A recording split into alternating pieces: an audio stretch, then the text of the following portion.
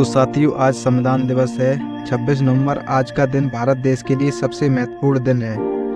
अंग्रेजों से देश आज़ाद होने के बाद भारत को एक संविधान की ज़रूरत थी, तो एक संविधान सभा बनाई गई जिसमें करीब 300 सदस्य थे।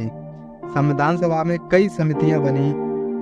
कुछ महत्वपूर्ण समितियां थीं, जिसमें सबसे महत्वपूर्ण समिति थी प्रारूप समिति।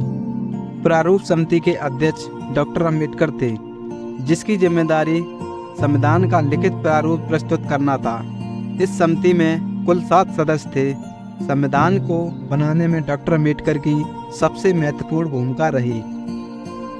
इसी कारण उन्हें संविधान निर्माता कहा जाता है।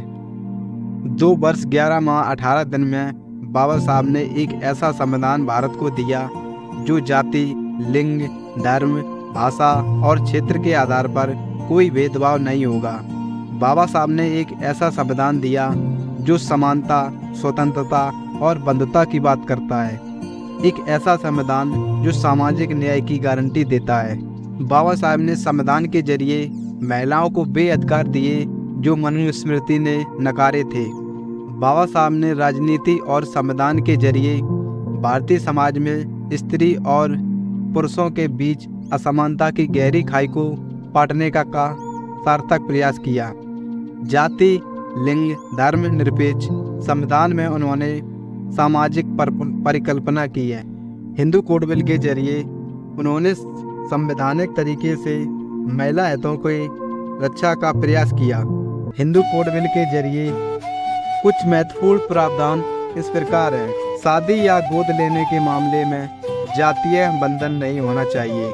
महिलाओं को पुरुषों के बराबर कानूनी अधिकार, किसी भी जाति की लड़की या लड़के से विवाह करने का अधिकार, पिता की मृत्यु के पश्चात पुत्री को भी भाइयों के बराबर संपत्ति में अधिकार, तलाक देने की स्थिति में पति से पत्नी को आर्थिक सहायता लेने का अधिकार, विधवा महिला को दोबारा से शादी करने का अधिकार, किसी भी स्थिति में महिला को प्रताड़ित करने वाले दोषियों के लिए दंड का प्रावधान, पुत्री को हैसियत पुत्र के बराबर और पत्नी की हैसियत पति के बराबर रखकर सामाजिक एवं आर्थिक स्थिति मजबूत करने का प्रावधान किया।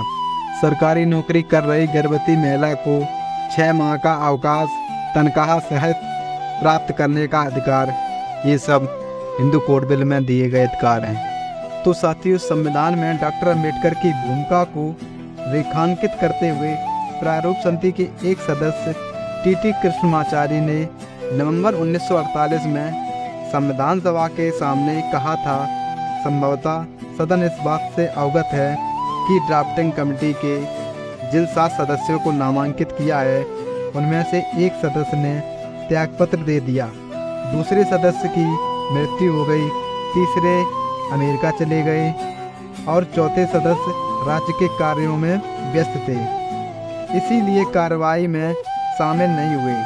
5वें और 6वें सदस्य दिल्ली से बहुत दूर थे और खराब सेहत के कारण संविधान बनाने के काम में शामिल नहीं हुए। इसलिए संविधान बनाने का सारा काम अकेले डॉक्टर अंबेडकर को ही पूरा करना पड़ा। संविधान सभा के ड्राफ्टिंग कमेटी में अध्यक्ष के रूप में डॉक्टर अंबेडकर का चयन उनकी राजनीतिक, सामाजिक समझ और कानूनी दक्षता के चलते हुआ।